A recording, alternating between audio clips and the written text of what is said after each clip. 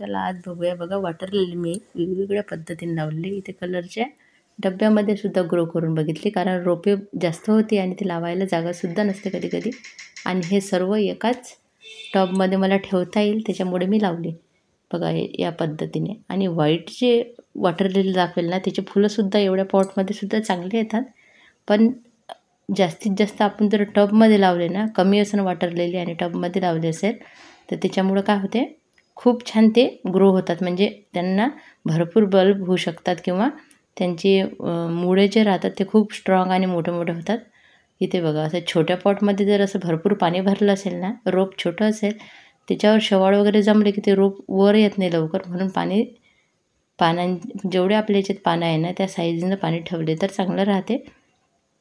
इथं बघा कमळाचे सुद्धा मी ठेवले आणि हे आहे बीपासून तयार झालेले, अगदी छोटे छोटे होते। यात लावून बघितले मी, आता कोणता रंग निघते ते पण समजेल। हे बघा किती छोटा आहे।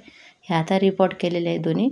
एक दिवस लगेच पाणी नाही दिल्यामुळे बघा याचे पानं पूर्ण सुकले होते आणि आता मी सर्व हे सुकलेले पानं काढलेले आहे आणि याच्यामध्ये सुद्धा पाणी भरून घेतलेलं आहे। आणि आता अचानक पाऊससुद्धा सुरू आहे। पावसामध्ये आहे ना वॉटर लिली खूप जास्त ग्रो होते आणि फुलं पण द्यायला लागते ती। बऱ्याचदा आहे ना मला या ट्रॉपिकल वॉटर लिलीला एवढ्या खताची आवश्यकता पडत नाही आणि ते ऋतूनुसार फुलंसुद्धा देतात। फक्त कधी कधी जे खत बनवते मी सगळ्या झाडांना देते तेच थोडंफार यांना टाकत असते, असं विशेष काही काळजी घ्यावं लागली नाही। आणि आता बघा हे बघा किती सुकलेले पानं होते ते सर्व काढत राहत असते मी। आणि इथे पण भरपूर ही एकच वॉटर लिली आहे। याचं फुलसुद्धा खूप सुंदर आहे, पण छोटंसं फुल आहे पण रंग खूप सुंदर आहे म्हणून मी आणलं होतं। हळूहळू याची आवड लागली ना तर भरपूर फुलं झाडं यावर्षी बागेमध्ये आता खूप झाले आहे माझे।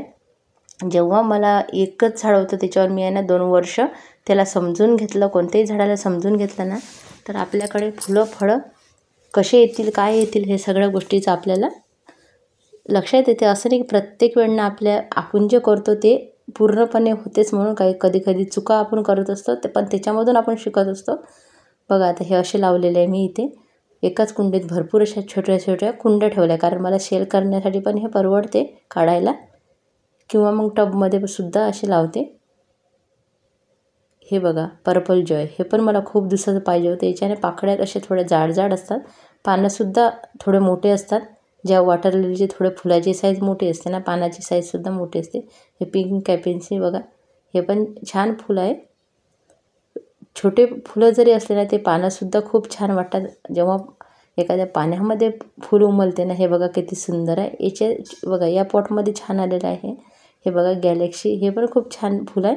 आणि याचे जेव्हा असे पेटल जास्त असतात फुलाचे रंग खूप सुंदर आहे। याच्यामध्ये मला इतका छान दिसत नाही आहे, पण डार्क जांभळा रंग याचा मला खूप जास्त आवडला होता म्हणून मी आणला।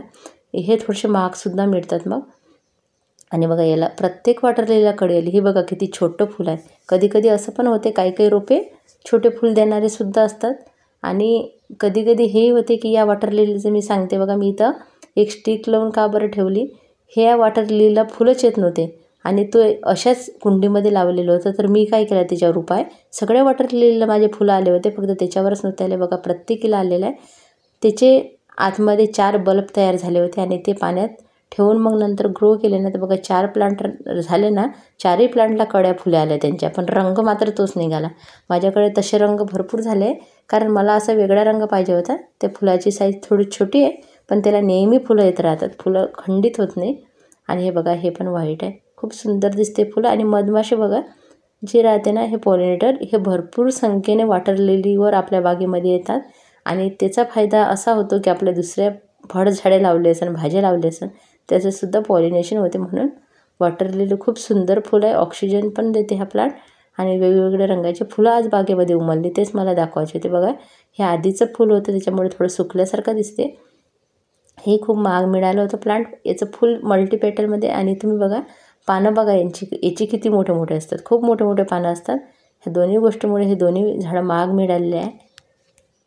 खूप सुंदर सुंदर फुलं वॉटर लिलीचे असतात आणि जे जे रंग नेणं ते माझं चालू आहे, घ्यायचे असं करून। आणि बघा असं करता करता भरपूर माझ्याकडे वॉटर लिली आहे तयार। आणि मी काय करते, पूर्णपणे ग्रो झाल्यावर चांगलं झाल्यावर तेव्हा सेल करत असते, कारण प्लांटला मला असं वाटते मी जेव्हा घेते ना की मी थोडं महाग असलं तरी चालेल मला, पण झाड हेल्दी असायला हवं। स्वस्त घेऊन ते खराब झाल्यापेक्षा महाग घेतलेलं चांगलं. कारण एकदा वॉटर लिली घेतली ना तर आपल्या घरीसुद्धा त्याचे रोपे तयार होऊ शकतात याच्यासाठीच. आणि इथं बघा हळूहळू आहे ना एका झाडापासून शिकली आणि खूप आवड निर्माण झाली. हे फूल बघा खूप छोटं आलेलं होतं, कारण मला पण माहीत नव्हतं हे आणलं तर मी कोणता रंग आहे, आणि एकसारखा रंग निघाला. आणि ज्यांच्याकडून आणलं मग त्यांनी ते म्हणे की मला देऊन द्या. बघा खूप छान असे पद्धतीने वॉटर लिली लावलेले, विविध रंग आलेले. धन्यवाद.